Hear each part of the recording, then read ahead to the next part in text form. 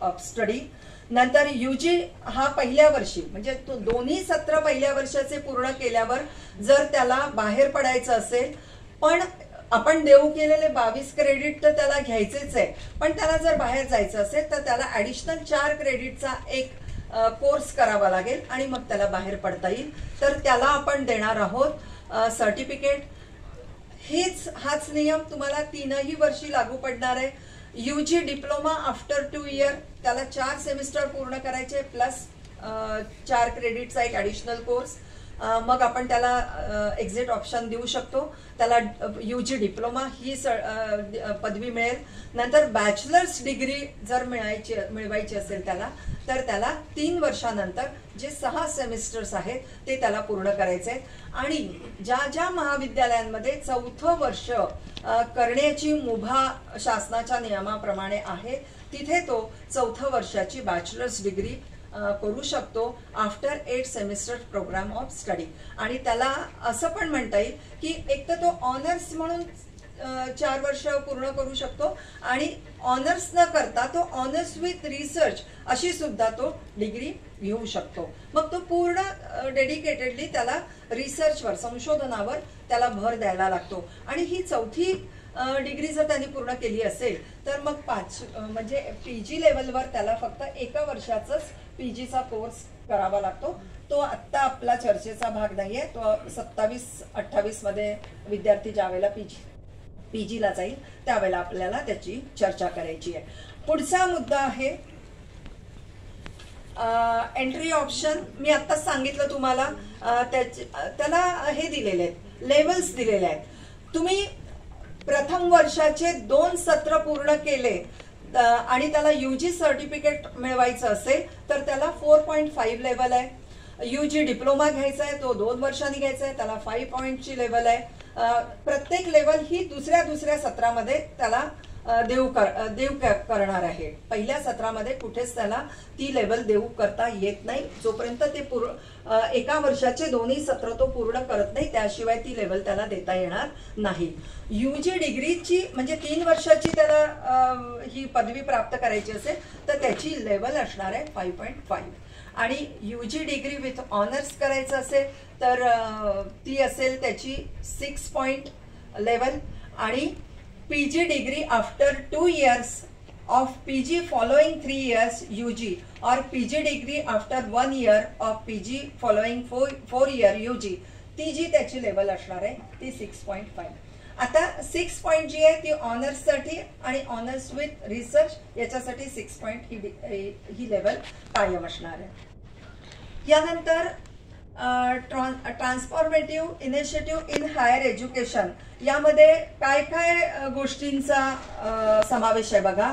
inclusion of credit based courses and projects in the areas of community engagement and services, environmental education आणि value based education, मूल्य शिक्षण, सगळ्या environment बद्दल शिक्षण त्याच्यामध्ये असणार आहे। आणि environment education to include area such as climate change, pollution, waste management, sanitation, conservation of biological diversity, management of biological resources and biodiversity, forest and wildlife, conservation and sustainable development and living. या सगळ्या गोष्टी तुम्हाला environmental studies मधनं सगळ्यांना CBCS मध्ये हे आपले अनेक घटक तुम्ही घेतलेले आहेत, त्याच्यामुळे तुम्हाला हे सगळे माहीत आहेत। अजून आपण याच्यात काय काय इन्क्लूड केलेलं आहे ह्या NEPच्या अभ्यासक्रमांमध्ये पदवी पातळीवर, तर व्हॅल्यू बेस्ड एज्युकेशन यावर फोकस्ड आहे। To include the development of humanities, ethics, constitutional and universal human values of truth.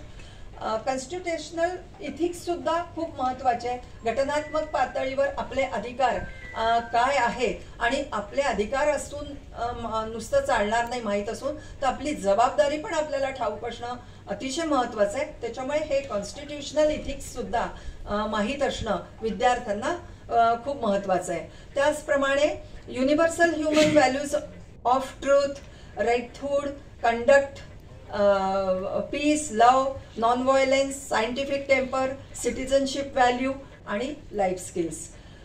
Lesson in service and participation in community services programme to be an integral part of holistic education. या संदर्भात आपण विद्यार्थ्यांना वेळोवेळी या सगळ्याच बाबींचा म्हणजे जाणीव, या सर्व बाबींची जाणीव आपल्याला करून द्यायची आहे. एक खूप महत्त्वाचा मुद्दा याच्यामध्ये मला तुम्हाला सांगायचा आहे की transformative initiative in higher education मधली एक खूपच चांगली अशी गोष्ट आहे. खरं म्हणजे तुम्ही मान्य करणार नाही, पण एक ऑड वन आउट विद्यार्थी असेल आणि त्याला एखाद्या विषयातले क्रेडिट्स हे ऑनलाईन प्लॅटफॉर्मवरून स्वयं असतील, मूक्स असतील किंवा डिस्टन्स एज्युकेशनच्या माध्यमातून त्याला जर घ्यायचे असतील तर एकूण देऊ केलेल्या क्रेडिट्स पैकी 40% क्रेडिट्स तो या पद्धतीने घेऊ शकतो. त्यामध्ये 40% credits are allowed through recognised distance open and online learning institute platforms like Swayam ETC. म्हणजे स्वयं आणि त्याच्यासारखे तत्सम की जे शासनाने मान्य केलेले आहेत, तुमच्या विद्यापीठाने मान्य केलेले आहेत. विद्यापीठाने मान्य करताना ते BOS समोर येऊन ते मान्य व्हायला पाहिजे. अशाच अभ्यासक्रमांचा ऑनलाईन मोडवर विद्यार्थी अभ्यास करू शकेल, पण एकूण क्रेडिटच्या फक्त 40%. खूप विद्यार्थ्यांची अशी पण एक तक्रार असते की ऑनलाईन प्लॅटफॉर्मवर जाताना आम्हाला त्याची फीस खूप असते, त्याची परीक्षा द्यावी लागते रीतसर. इथे महाविद्यालयात खूपदा शिक्षक थोडंसं तुम्हाला मार्गदर्शन करतात, तिथे तुम्हाला अत्यंत रिजिड पद्धतीने आणि खूप स्ट्रिक्ट पद्धतीने तुम्हाला त्या ऑनलाईन प्लॅटफॉर्मवर जावं लागतं, रेग्युलर अटेंड करावी लागतात आणि त्याची परीक्षा पण द्यावी लागते, शिवाय त्याची फीस पण भरावी लागते. तर ज्या विद्यार्थ्यांना परवडेल आणि त्याला काहीतरी एखादा वेगळा ऑफबिट असा कोर्स करायचा आहे, त्याच्यासाठी ही संधी NEPने दिलेली आहे. हे मी तुम्हाला सांगते. हे देऊ करणं, त्या विद्यार्थ्यांनी स्वतःहून घेणं ही गोष्ट वेगळी. Curriculum and credit framework for undergraduate programme मध्ये कसं असेल हे अण्णा तुम्हाला ज्यावेळेला स्कीम्स सुरू होतील, आपण विद्यापीठाने हा जो ड्राफ्ट मंजूर केलेला आहे त्यावेळेला ज्या स्कीम्स ते तुम्हाला दाखवतील आणि त्याच्यावर आपण विस्तृत चर्चा करणार आहोत. पण मी अगदी थोडक्यात तुम्हाला सांगते की 1 hour per week for theory course, एका तासाचा एक थेअरीचा पेपर म्हणजे एक पिरियड म्हणजे एक क्रेडिट. आलं लक्षात? 1 hour per week for practicum lab practical courses त्याला 1.5 क्रेडिट म्हटलेलं आहे. म्हणून आपण जिथे जिथे प्रॅक्टिकल विषय आहेत त्यांना शिकवताना थेअरीला 1च तास दिलेला आहे आणि प्रॅक्टिकलला 2 तास दिलेले आहे. आणि हे 2 तास देण्याच्या संदर्भातल्या गाईडलाईन्स किंवा हे आपण आपल्या मनाने नाही केलेलं आहे, याच्यासाठी जे सुरुवातीला मी जे सगळे वेगवेगळ्या गाईडलाईन्स दाखवल्या क्रेडिट फ्रेमवर्क करण्याच्या, त्याच्यातनं आपण ते घेतलेलं आहे. इथे कोणीही आपल्या मनाने काही घेतलेलं नाही. आणि हे का घेतलेलं आहे?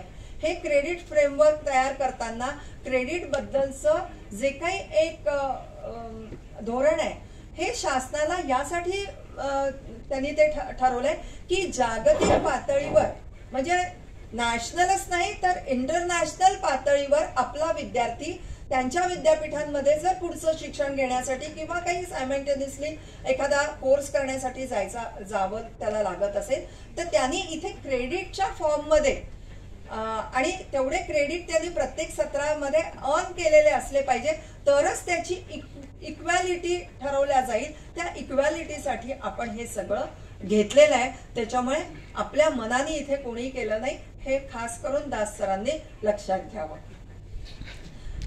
पुढचं सांगते. क्रेडिट पर सेमिस्टर 22, क्रेडिट पर इयर 44, 20 ते 22 मध्ये प्रत्येक विद्यार्थ्याने तेवढे त्या सत्रामध्ये क्रेडिट्स मिळवणं अत्यंत आवश्यक आहे. Total credits offered for multidisciplinary 3 years UG programme 132, credits required to be earn 120. 132 आपण देऊ केलेले, त्यातले त्यांनी 120 घेणं हे अनिवार्य आहे आणि त्या सत्रात त्या संख्येनुसारच त्याला ते घ्यायचे. म्हणजे 20 ते 22 एका सत्रात हे प्रत्येक वर्षाला आणि प्रत्येक सत्राला त्याला त्या त्या पद्धतीने जे जे देऊ केलेले आहेत ते घेणं अनिवार्य आहे. त्यानंतर मी तुम्हाला आत्ताच सांगितलं सरांचा उल्लेख करून की त्याची उपलब्धी काय, त्याची यशस्वीता काय, त्याचं काय बेनिफिट्स विद्यार्थ्यांना मिळणार आहेत. तर आपल्याला global citizenship education and education for sustainable development म्हणजे वैश्विक नागरिकत्व मिळवणारं शिक्षण आणि शाश्वत विकासाचं जे काही शिक्षण आहे हे आपल्याला या NEPच्या अभ्यासक्रमातनं, पदवी पातळीवरच्या अभ्यासक्रमातनं मिळणारे विद्यार्थ्यांना. Opportunities for internship with local industry, business, artist, craft person, etc. as well as research internship with faculty and researcher at their own or other HELS research institute. जी काही आंतरवासिता आहे, इंटर्नशिप आहे, ही सगळी इंटर्नशिप करण्याची वेगवेगळी संधी प्रत्येक फॅकल्टीच्या प्रत्येक विद्यार्थ्याला मिळवून देण्याचं एक भान शिक्षकांनी बाळगायचंय. त्या पद्धतीने प्रत्येक शिक्षकांनी अत्यंत वेधक नजरेने शोधत राहायचंय की कुठे त्याला आंतरवासिता, कुठे त्याला इंटर्नशिपसाठी आपण आपला विद्यार्थी पाठवू शकू. आणि प्रत्येक विद्यार्थ्यांना इंटर्नशिप करणं शक्य नसेल तर आपण काही फील्ड प्रोजेक्ट्सची एक यादी आपल्या मनात ठेवायची का, किंवा आपलं संशोधन अधिक पुढे नेण्यासाठी किंवा अधिक त्याच्या सगळ्या स्लाइसेस किंवा लेयर्स त्याच्या काढण्यासाठी आपण आपल्या संशोधनातले काही उपघटक त्या विद्यार्थ्याकडनं पूर्ण करून घ्यायचे का, जेणेकरून आपलंही संशोधन पुढे जाईल आणि त्या विद्यार्थ्याला संशोधनाची एक वेगळी दिशा सुद्धा प्राप्त होईल. तर हे मला असं वाटतं हे प्रत्येक शिक्षकाचं इथे स्किल असणार आहे की विद्यार्थ्याला इंटर्नशिप किंवा अप्रेंटिसशिप किंवा फील्डवर्क किंवा फील्ड प्रोजेक्टचे विषय आणि त्याचे एरियाज आयडेंटिफाय करणं.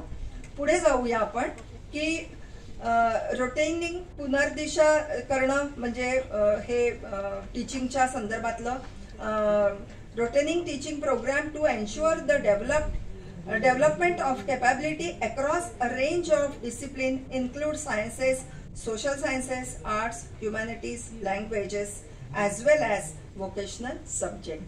कुठलाच एरिया याच्यातनं वंचित राहणार नाही असा आपला हा एकूणच विषय आहे आणि त्या विषयातनं ह्युमॅनिटीजच्या विद्यार्थ्याला विज्ञानाचा सुद्धा एक